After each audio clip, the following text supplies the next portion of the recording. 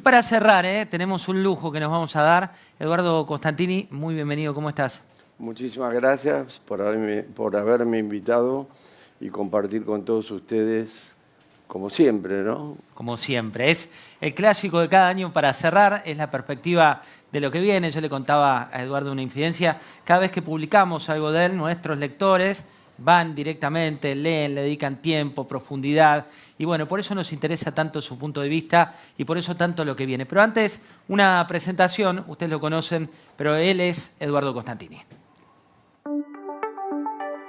La creatividad es parte de su ADN.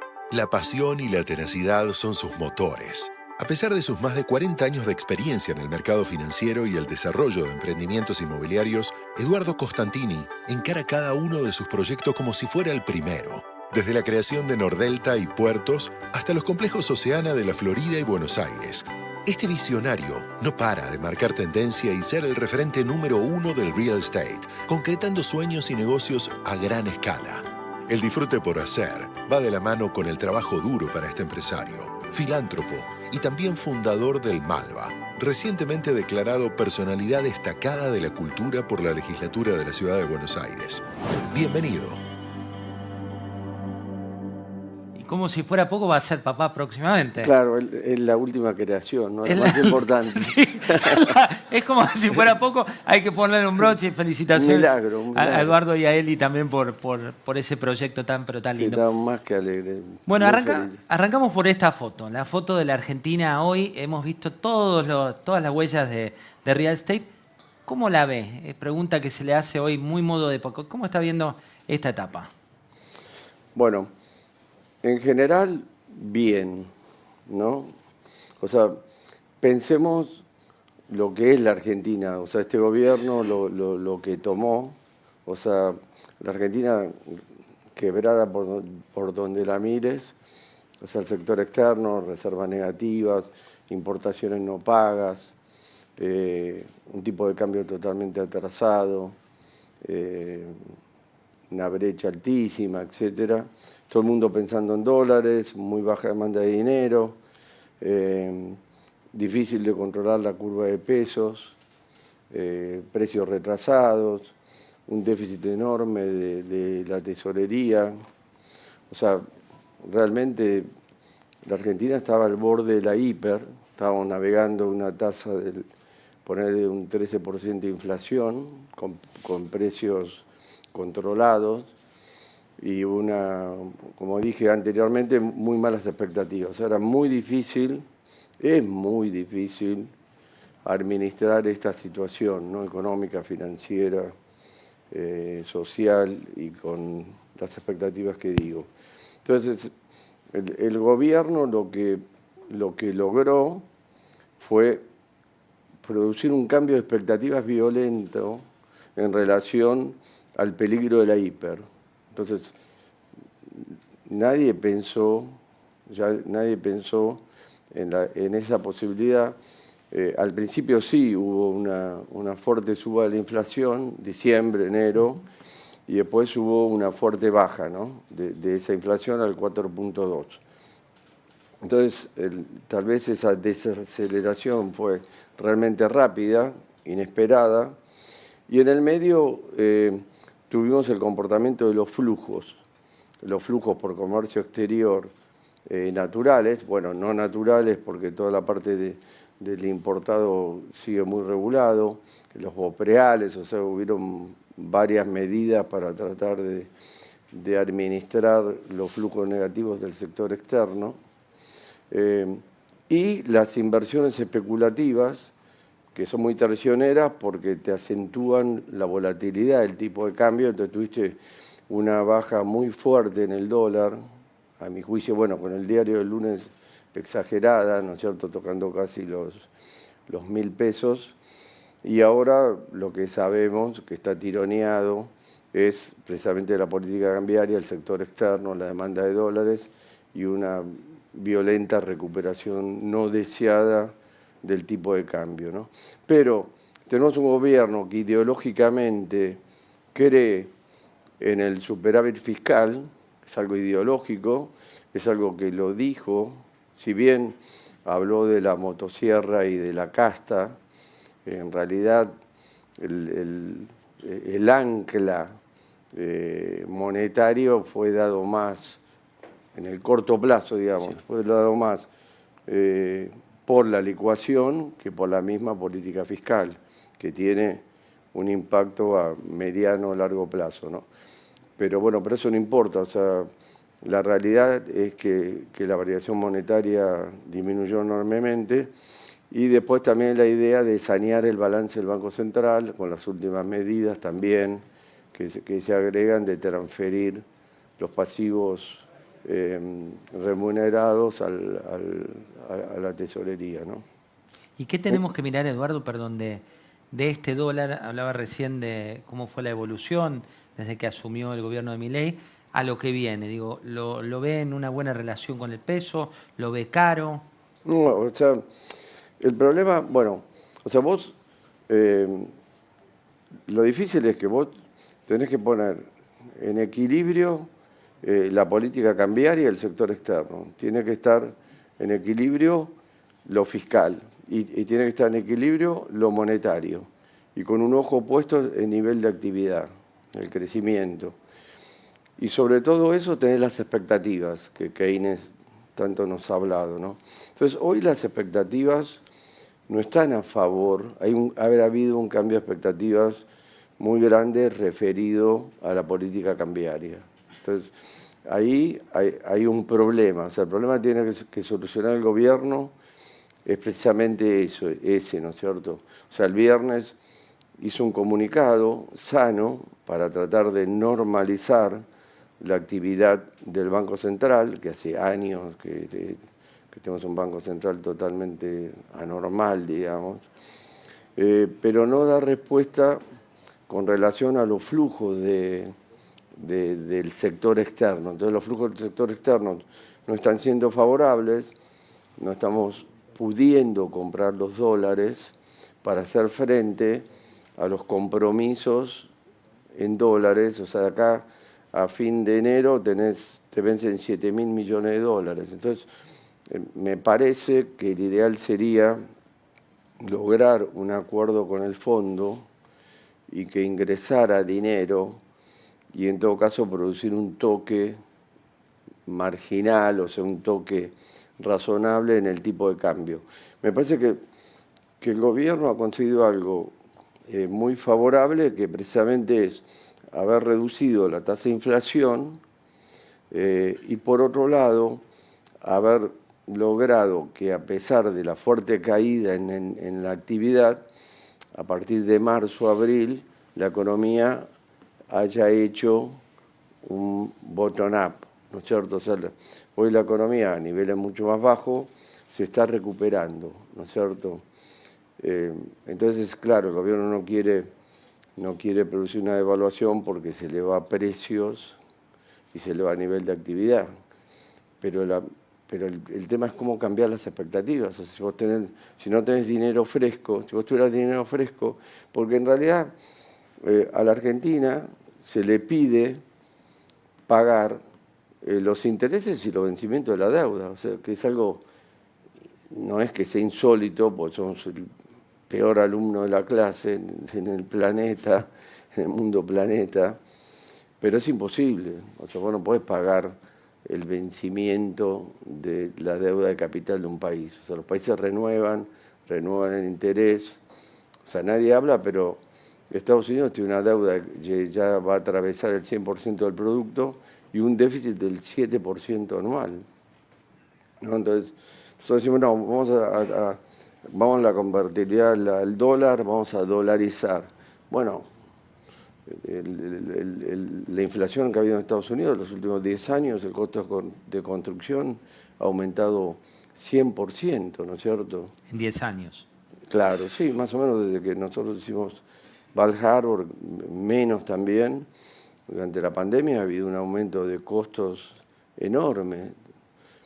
Entonces, cuando ustedes piensan, no, bueno, el costo de la construcción en dólares está 20% más caro que el 2018, pero bueno, el 2018, ¿cuánto están? En Estados Unidos, ¿cuánto aumentó? Más que el 20%, ¿entendés? Entonces, siempre lo referimos al dólar. Y el dólar tiene un cambio, es muy volátil el dólar en Argentina. Entonces, nosotros siempre estamos mirando, comparando esa volatilidad, entonces vos por ahí tenés el dólar muy bajo, entonces tenés un aumento muy grande del costo de la construcción, y después tenés una suba violenta y entonces cae. Y yo creo que tenemos que tratar de llegar al equilibrio macro para cerrarte, y entonces pensar en aquello que realmente te da la composición del costo de construcción, que es en todo caso la apertura de la economía. O sea, vos vas a Paraguay, a Chile, y el costo de la construcción es una fracción que lo de acá. Vas a Uruguay y lo tenés al doble casi, o al 150%, ¿no es cierto? Porque son un estado muy grande, que es otra de las cosas que el gobierno quiere también, lo sabemos, bajar, ¿entendés? Entonces, bueno, hay que tener esas miradas, me parece, de ese ángulo, ¿no? ¿Hizo bien el gobierno en no salir del cepo? Vio que hay un debate, usted es economista también, entre muchos economistas muy prestigiosos, todos ellos, algunos que dicen lo está haciendo todo mal, otros que dicen lo está haciendo muy bien. El propio Arriazu el otro día tuiteó a través de su cuenta de macroanalistas, puso ladran Sancho cuando el gobierno advirtió que no saldría del cepo, lo vio como una buena medida. Yo lo que veo es que estamos ahora es como una tablita. Entonces, la apariencia de la tablita a nadie le gusta, digamos. Cuando nuevamente, si vos tenés las expectativas que están en contra, por ahí es pedirle demasiado a la economía. Si vos agarrás, vos devaluás, ponés la devaluación que hubo en diciembre, después ponés la devaluación del 2, al principio eso te viene bien porque cambiaste expectativas, tenés ingreso de flujos y bajaste la tasa de interés, una tasa negativa enorme, y sin embargo hubo carry, porque la gente anticipó la política cambiaria, digamos. Pero a medida que pasaron los meses y el aumento de los costos y la baja de la tasa nominal, que la llevan al 40%, ahí ya una baja del dólar terrible, entonces ya el carrying tiene un riesgo enorme, porque bueno, no vendés a 1.300, sino vendías a 1.050. Entonces, ahí fue cuando se produce el cambio de expectativas, los meses se fueron sucediendo, se viene el cronograma de pagos, el central deja de comprar reservas, está sacrificando el 20% de las exportaciones, que lo vende al contado con liqui, no al Banco Central. Entonces, eso el mercado lee que no cierra. Entonces, salir del cepo, ¿de qué manera?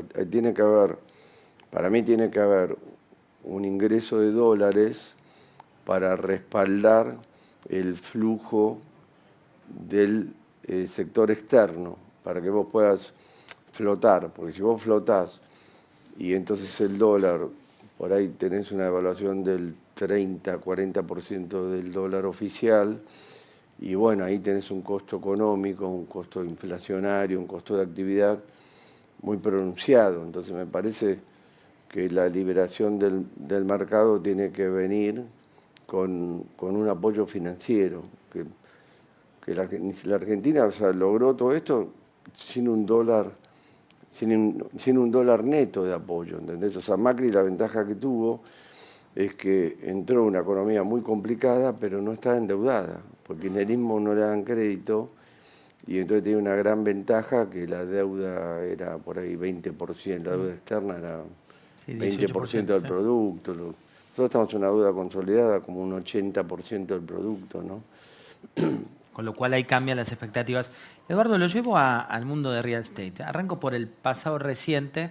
Me acuerdo hace muchísimos años de haberlo visitado en sus oficinas de consultatio, que usted tenía una maqueta y me decía, bueno, acá va a haber colegios, acá va a haber un lugar para la gente, un centro de salud, acá vamos a tener restaurantes.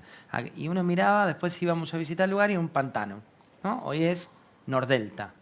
que era una maqueta que usted tenía en su oficina allí en Consultatio, y me contaba este futuro que iba a venir, y uno se iba, escribía la nota un poco escéptico por entonces, se convirtió en más que la realidad que había prometido. ¿Cómo fue el momento eureka, el momento de la idea donde usted dijo, este va a ser mi proyecto de vida y la realidad? Bueno, yo en realidad yo empecé mi carrera en el sector financiero, Bancos. pero desde chico siempre tuve una atracción natural con el desarrollo inmobiliario, ¿no? Aparte también lo veía como una alternativa de inversión en un portafolio, ¿no? Veía propiedades que estaban baratas, etcétera. Pero bueno, me fue muy bien en lo financiero, pero en un momento de mi vida digo, no quiero ser una cuenta corriente. O sea, yo era una persona que... No quiero ser una cuenta corriente, es un gran título. Sí, porque yo por ahí tenía el 90% líquido en mi patrimonio, ¿no es cierto? Entonces, cuando subí al riesgo país, yo vendía y en un día me convertía en un ciudadano extranjero, ¿entendés? Y entonces cuando había un cambio de gobierno, venía un nuevo ministro de Economía, etcétera, veías que las expectativas son buenas, ingresabas todo y comprabas bonos y comprabas pesos, ¿entendés? Acciones, etcétera. Entonces quise empezar a hacer algo, de dejar algo, y ahí fue cuando comencé a desarrollar en la zona Catalinas y empecé a ser desarrollador inmobiliario, ¿no? Ese fue un cambio, me fue inclinando mucho a, te diría que más que lo financiero que hacía antes, ¿no? En una etapa, ¿no? Ahora estoy un poquito más equilibrado, ¿no? Y ahora con el diario del lunes, mira Nordelta, que ya está en la etapa final de terrenos, ¿no? Me lo había comentado. Bueno, sí, Nordelta tiene dos barrios, pero también está haciendo acuerdos con vecinos, entonces serían unos 4 barrios, por ahí le quedaría 20% de los terrenos, y tenemos el centro de Nordelta Centro, que son 38 manzanas, son 380.000 metros, donde eso puede llevar, no sé, 15 años, no sé si lo veré o no, pero están viniendo universidades, muchas universidades. Estamos haciendo el área beta, que es un centro de innovación, tecnología, de emprendedores. Bueno, está Swiss Medical, y tenemos distintos proyectos de viviendas, gastronómicos, de diseño, boutiques, etcétera, etcétera, que es muy interesante como centro urbano, muy desafiante, que eso es como que corona Nordelta, ¿no? Porque le agrega un complemento más de servicio de ciudad, no es solamente un barrio más, ¿no? Más de comunidad. Arranco ahora con dos perspectivas, la del inversor y la suya como inversor. La suya como inversor, ¿es un momento para invertir en proyectos de real estate? ¿Es un momento para mirar y ver? ¿Es un momento para esperar? ¿Dónde estamos? No, nosotros siempre invertimos. Hay veces que obviamente tenés todas las vicisitudes de la macro.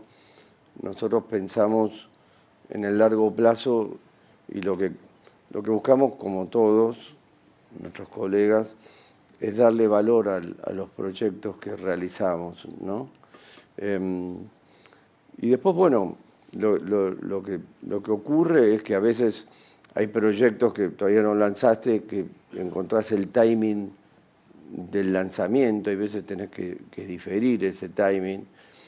Después, por ejemplo, nosotros hemos invertido, voy a pasar el chivo, pero hemos invertido 140 millones de dólares en la compra de 3 terrenos en la zona de Catalinas. Lo hemos escriturado y ha salido un decreto ley que modificó el límite del puerto, desdiciendo un decreto ley anterior, y al día de hoy estamos trabados. Nosotros lanzaríamos eso, sería una inversión de más de 200 millones de dólares, perdón, y hemos trabajado cientos de horas, pues son 3 torres de vivienda y uso mixto, y bueno, creo que es un buen proyecto Bueno, esos cambios, y ahí tiene agua si quiere, esos cambios que se dan y que estamos viviendo, y hoy los comentaban algunos de los desarrolladores, ¿no? Que arrancás con un marco jurídico, te descuidás y te viene un cambio de ese marco. Para proyectos como los de ustedes, imagino que es algo que se quiere evitar, ¿no? Sí, sí, bueno, perdón, eso es una sorpresa, ¿no? Es algo que era impensado. Bueno, muchas veces tenemos problemas con los permisos, porque tenemos proyectos, bueno, en el caso de Puertos es una ciudad, Nordelta es una ciudad, entonces en el tiempo uno va lanzando nuevas zonas o barrios, o como dije recién en el centro urbano, y siempre hay que pasar por distintas etapas de permisos. Sí. Y bueno, hay que tener paciencia y hay que cumplir, obviamente, con todos los requerimientos. El caso anterior, en realidad, yo creo que es una arbitrariedad, porque ha sido escriturado, pagado, en todo lo que fuere. Pero bueno, tenemos toda la esperanza que eso claramente se va a resolver. Pero como te decía antes, los proyectos nuestros generalmente son de largo plazo, son estratégicos y la Argentina tiene una particularidad, lamentablemente, es que vos tenés un sector que eso aparte agrega lo anterior, lo macro, ¿no? Todo lo que describí del país se da que el sector público es el que está quebrado y el sector privado tiene más o menos 300.000 millones de dólares. Que con una fracción de eso, ponerle 15%, 10-15%, si nosotros creyéramos en la Argentina, solucionaríamos el sector externo, ¿no es cierto? Entonces, esos 300.000 millones de dólares de stock, en realidad, si uno hace proyectos buenos, la demanda está. A veces, en situaciones críticas, la demanda se recluye, pero en términos generales, son argentinos, somos argentinos que vivimos acá, yo espero vivir el año que viene acá, pues estoy en Punta del Este, necesitan su hábitat o necesitan su oficina, ¿no es cierto?, independientemente de lo que pasa con las oficinas. Entonces, si uno hace una buena propuesta con buen valor, la gente lo percibe y entonces, en definitiva, lo paga ese segmento. Si lográramos la estabilidad macro, pasó otra noticia, creo que Gonzalo de la Serna ya lo dijo, nosotros ya estamos próximos a firmar un acuerdo con una institución para vender uno de nuestros proyectos con garantía hipotecaria, ¿no? Huergo, ¿no? Que ahí le hago un doble clic. ¿Qué significa eso para quien nos está mirando? Y bueno, significa que va a poder comprar a un plazo de, creo que son 10 años, tal vez estoy equivocado, pero mínimo 10 años, entonces va a tener una cuota mucho más baja, digamos. En realidad es una cuota indexada, pero por eso te digo, es muy importante, o sea, esto vuela si la inflación se consolida en la baja.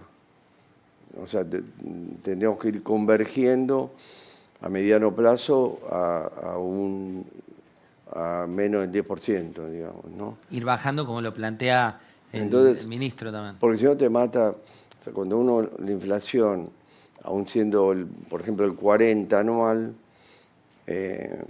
ahora es un poco más todavía, pero entonces la indexación te hace que la cuota sea muy elevada, ¿no? Pero bueno, por supuesto, ahora al bajar al 4, la baja en la cuota es muy considerable, entonces va a haber una demanda incipiente. Pero de nuevo, todos los países que estamos alrededor nuestro, tienen crédito hipotecario. Entonces el acceso a la vivienda, o sea, bajás claramente la pirámide. O sea, Eduardo, en su momento usted invirtió en Estados Unidos, me refiero siempre al mundo de real estate. Estados Unidos, lo hizo en Escobar, lo hizo en Tigre con Nordelta, lo está haciendo en Punta del Este, en Uruguay, digamos, conceptualmente. Recién habló de Paraguay, que es un país que ahora está como explotando en materia de inversión. ¿Hacia dónde van sus nuevas inversiones? ¿Dónde está mirando?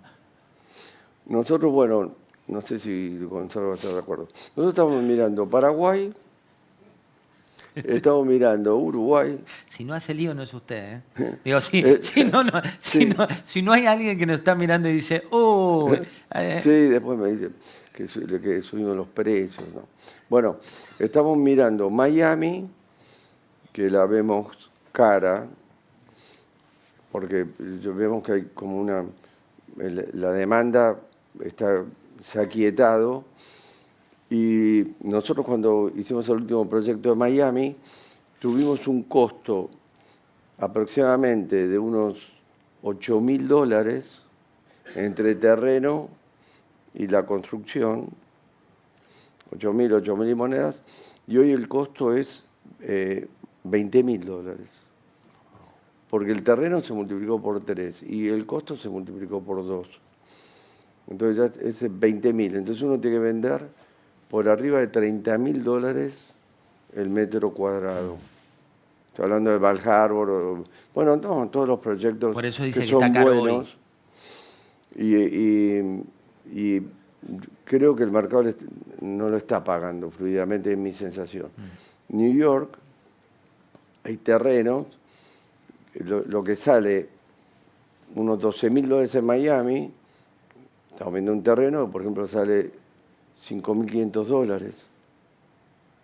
O sea, New York se ha quedado, está mesetado también en precios, pero hay, bueno, depende, también hay que comparar peras con peras, pero claramente hay terrenos en Miami que están al precio de New York o más elevados. Y Paraguay también lo ve como una oportunidad. Paraguay lo que tiene es que tiene estabilidad económica. Estamos viendo una cosa muy puntual, específica. Lo que tiene es que tiene estabilidad económica, tiene crédito hipotecario, las variables se mantienen relativamente estables. La inflación fue de 4% o menos sistemáticamente en los últimos 10 años, por ejemplo, ¿no? Está casi al mismo nivel que Estados Unidos. Eduardo, nos quedan los últimos 5 minutos, pero tengo varias preguntas. La primera es, ¿qué es para usted lo mejor y lo peor de ser empresario argentino? Yo creo que es una vocación, ¿no es cierto? Y creo que uno siempre puede hacer en la Argentina también, independientemente a pesar de la inestabilidad macro, uno perfectamente se puede especializar muy bien en su territorio y hacer las cosas bien. Bueno, obviamente hay que pensar estratégicamente, hay que pensar creativamente, pero se pueden hacer cosas. Sin duda, si el país fuese estable, se podría hacer mucho más, ¿entendés? Y derramar más a lo social. Acá o sea, lo que uno le da lástima, que la Argentina también está muy desdoblada educativamente, ¿no es cierto? O sea, está muy segmentado. Entonces, hay un segmento que tiene muy buena educación, pero hay otro que tiene muy mala educación, ¿no? Entonces, y nuevamente, no tiene acceso a la vivienda, o sea, es un problema grave que tenemos, pero los que tenemos la ventaja de haber sido educados y tener esa posibilidad, creo que tenemos la obligación de desarrollar al máximo nuestra capacidad, ¿no es cierto? La honestidad por empezar, pero la profesionalidad, la voluntad de involucrarse, crear. La segunda tiene que ver con, usted tiene todo un costado muy racional de inversiones, de retorno de inversión y demás, y un costado que lo ha llevado a las portadas de todos los diarios en estos últimos días del mundo, que fue un récord en materia de inversión en arte. ¿Eso es emoción? ¿Es racionalidad? ¿Es la mezcla de dos cosas o directamente una pasión que no importa el precio? No, es una mezcla, es como se le dice, amor al arte, pero bueno, lo que pasa es que esto es un proyecto que tiene 40 años. Bueno, rindo homenaje a Ricardo Esteves, un amigo mío que está con ciertas dificultades. Te emocionaste. Y bueno, son los gafes de la vida. O sea, yo compro lo que le falta a la colección. O sea, tiene todo un sentido. es como un ajedrez, ¿viste? O sea, un poco la idea fue crear una colección latinoamericana. Y bueno, hoy, por ejemplo, está el director del Fine Art de Houston en el Malva. Estamos abriendo una muestra de Kossice. Y el Malva tiene la mejor colección de arte latinoamericana exhibida del mundo. Entonces, y bueno, estas obras, lo que pasa es que ahí tenés competencia ya de China. Cuando yo empecé, el arte latinoamericano era poco cubierto. Justamente hoy, recién en el Malva, estaba Mari Carmen Ramírez, del Fine Art de Houston, que ella empezó el programa de arte latinoamericano en el 2001, que fue cuando nació Malva. Entonces los museos empezaron a poner programas de arte latinoamericano, empezaron a comprar arte latinoamericano. Entonces, las obras que son metahistóricas, que están en la historia del arte, que rajan la tierra, y bueno, vos hoy tenés Alice Wallman, que es una amiga mía, ¿viste? De Walmart. Por ahí que te compra un Frida, o te compra el Diego Rivera, ¿entendés? Porque tiene su museo de Crystal Bridges. O sea, hay muchos compradores y esas obras son únicas. Entonces, están a un nivel internacional y eso es lo que yo busco. Lamentablemente, hace 20 años Frida valía 1,3 millones, hoy vale 35 millones, 40 millones. Y tiene que ver con una causa que tenés. La última, hablamos de, cuando arrancábamos esta charla, arrancamos con el proyecto nuevo que tenés, que ni más ni menos que es un hijo. Si le pudieras hablar a ese hijo hoy, decirle cuál es el país que querés para ese hijo nuevo, tenés toda tu familia, que ya tenés una buena colección, no solo de arte, sino también de hijos, pero la nueva etapa, ¿qué le dirías? Bueno, el plan nuestro es volver y que nazca acá. Ni más ni menos. Sí, claro, es el amor a la Argentina. Un placer haberte tenido, Eduardo. Bueno, gracias a vos.